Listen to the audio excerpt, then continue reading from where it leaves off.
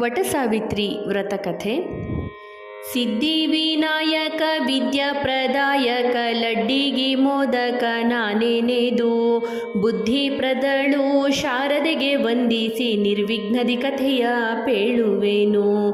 ಮಂದ್ರ ದೇಶದ ರಾಜ ಅಶ್ವಪತಿ ಎಂಬುವಗೆ ಸಂತಾನವಿಲ್ಲದೆ ಚಿಂತಿಸುತ್ತ ಸವಿತ್ರೋ ನಾಮಕ ಸೂರ್ಯನ ತಪಸ್ಸು ಮಾಡಲು ಹೆಣ್ಣು ಮಗುವೂತ ಜನಿಸೆ.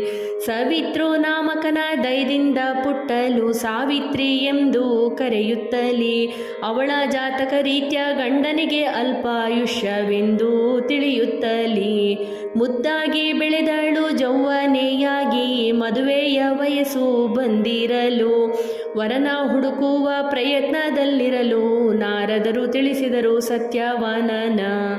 ಕುರುಡು ತಂದೆಯಾದ ದ್ಯುಮತ್ಸೇನನ ಸೇವೆ ಮಾಡುತ್ತಾ ಸತ್ಯವಾನನಿರಲು ಅಲ್ಪಾಯುಷ್ಯದ ವಿಷಯವ ಮತ್ತೆ ಸಾವಿತ್ರಿಗೆ ತಿಳಿಸಿದರು ನಾರದರು. ಶನಿವಾರದ ಅಮಾವಾಸ್ಯೆ ಭರಣಿ ನಕ್ಷತ್ರದಿ ಸಾವಿತ್ರಿ ಯೌವನವತಿಯಾಗೆ ಭರದಿ ಕರೆದಳು ಅತ್ತೆಯ ಬೇಗ ಅಂಗಳದಲ್ಲಿ ತಾ ನಿಂತುಕೊಂಡು.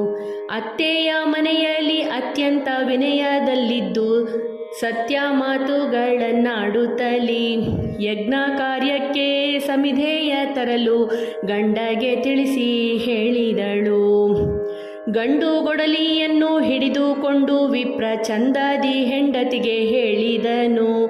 ಸಮಿಧೆಯನ್ನೆಲ್ಲ ಕೂಡಿಸಿಕೊಂಡು ಬರುವುದಾಗಿ ತಿಳಿಸಿದನು. ಹಾಗೆ ನನ್ನ ಬಿಟ್ಟು ಹೋಗಬೇಡಿರೆಂದು ಪಾವಕ ನಾಣೆ ಎನ್ನುತ್ತಲೇ ಸಾವಿತ್ರಿ ಎದುರಿಗೆ ಬಂದು ನಿಂತಳಗ. ಶಾಖಪಾಕಂಗಳ ಬೇಗನೆ ಮಾಡಿ ಅತ್ತೆ ಮಾವರಿಗೆ ಉಣಬಡಿಸಿ ತಾನು ಸಿದ್ಧಾಗಿ ನಿಂತಳು ಪತಿಯೊಡನೆ.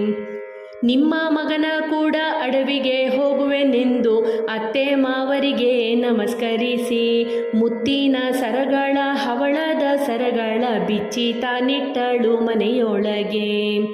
ಕಿತ್ತಳಿ ವನಗಳಿರ ಕಸ್ತೂರಿ ಕೊಳಗಳಿರ ಒಪ್ಪದಿ ಹರಿವ ನದಿಗಳಿರ ನಿಂಬಿಯ ವನಗಳಿರ ತುಂಬಿದ ಕೊಳಗಳಿರ ನಮ್ಮ ಪತಿ ಬಂದನು ಎನ್ನುತ್ತ. ಅರಳಿ ಅತ್ತಿ ಮರ ಆಲದ ಮರ ನೋಡು ನೇರಳೆ ನಿಂಬೆ ವನ ನೋಡೆ ಸಾವಿತ್ರಿ ಬೋರೆಂಬ ಹರಿವ ನದಿಯ ನೋಡೆ. ಬ್ಯಾಗ ಸಮಿದಿಯ ತರಬೇಕೆಂದು ಹತ್ತಿದ ಮರವ ಬೇಗ ತಾನು ಒಂದೊಂದು ಟೊಂಗೆಯ ಕಡಿದು ಹಾಕುತ್ತಲಿದ್ದ ಬಂದೀತು ತಲೆನೋವು ಘನವಾಗಿ. ಕಾಗೆಯು ಕೂಗಲು ತಲ್ಲಣ್ಣಿಸುತ್ತ ಮನದಲ್ಲಿ ಕಾಲನೆ ಬಂದನೆಂದು ತಿಳಿದು ನಾಲಗೆ ಒಣಗೀತು ಬಾಡೀತು ಮುಖವು ಕಸಿವಿಸಿಯಾಯಿತು ಮನದಾಗೆ.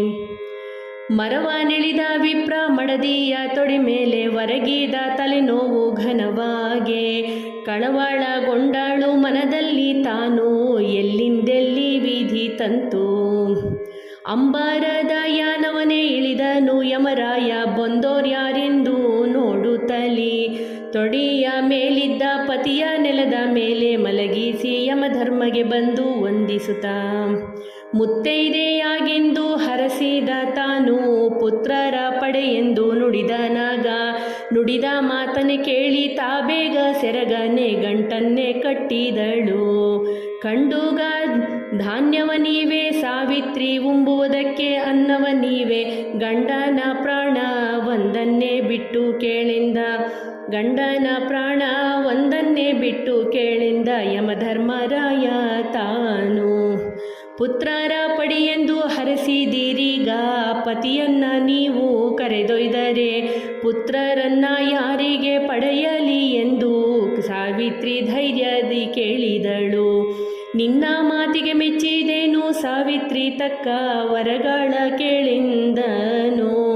ಅಂಧಕ ಮಾವಾಗೆ ಕಂಗಳು ಬರಬೇಕು ನಮ್ಮ ರಾಜ್ಯ ನಮಗೆ ಬರಬೇಕೆಂದಳು. ಹೊನ್ನ ಬುಟ್ಟಿಯಲ್ಲಿ ಹಾಕಿದನು ಆಯುಷ್ಯವ ಹಿಡಿ ಎಂದು ನುಡಿದನು ಯಮನಾಗ. ಭೂಮಿಯ ಮೇಲಿನ ಮನುಜರಿಗೆ ಮಾತ್ರ ದಾರಿಯ ತೋರದಿರು ಎಂದ. ನಿದ್ದೆಯಿಂದೆದ್ದನಂತೆ ಎದ್ದನು ಸತ್ಯವಾನ, ಇಬ್ಬರೊಂದಾಗೆ ಮನೆಗೆ ಬಂದು ದರ್ಬೆ ಸಮಿದಿಯ ನೆಲದ ಮೇಲಿರಿಸಿ ತಿಳಿಸಿದ ಅಡವಿಯ ಚರಿತೆಯನ್ನು. ಅತ್ತೆ ಮಾವರ ಚರಣಕ್ಕೆ ಎರಗುತ್ತ ನಿಮ್ಮ ಪುಣ್ಯದ ಫಲವೆನ್ನಲು ಕಂಗಳು ಬಂದವು, ರಾಜ್ಯವು ಬಂದಿತು ಸಾವಿತ್ರಿಯ ವ್ರತ ಮಹಿಮೆಯಿಂದ. ವಟವೃಕ್ಷದಡಿಯಲ್ಲಿ ಸಾವಿತ್ರಿ ದೇವರನ್ನ ಧ್ಯಾನಿಸೆ ಯಮಧರ್ಮ ಒಲಿದನೆಂದು ವಟ ಸಾವಿತ್ರಿ ಎಂದು ಹೆಸರಾಗಿ ಮುತ್ತೈದೆ ತನವ ಪಡೆದಾಳು. ಶನಿವಾರದ ಅಮಾವಾಸ್ಯೆ ಹೇಳೋರಿಗೆ ಕೇಳೋರಿಗೆ ಮುತ್ತೈದೆ ತನವ ಕೊಡುವೋಳು, ಮುತ್ತೈದೆ ತನವ ಕೊಡುವೋಳು ಸಾವಿತ್ರಿ ಎಂತೆಂದು ಮಧ್ವೇಷ ಕೃಷ್ಣ ಹರಸಿದ. ಶ್ರೀಕೃಷ್ಣಾರ್ಪಣಮಸ್ತು.